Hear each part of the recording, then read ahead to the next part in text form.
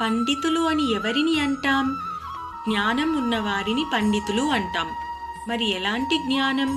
మన తోటి మనుషులతో పాటు ఈ సృష్టిలో నివసించే జంతువులను కూడా సమదృష్టితో చూడగలిగిన వాడే అసలైన జ్ఞాని.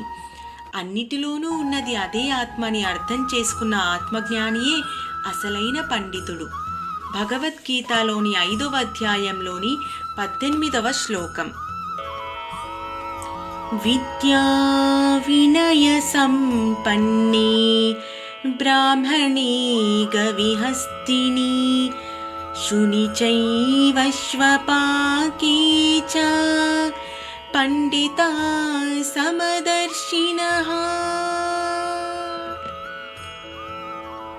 విద్యా వినయాలు గల బ్రాహ్మణుడు, చండాలుడు, ఆవు, కుక్క, ఏనుగు మొదలైన జంతువులు అన్నిటి పట్ల కూడా సమదృష్టి కలవాడే పండితుడు.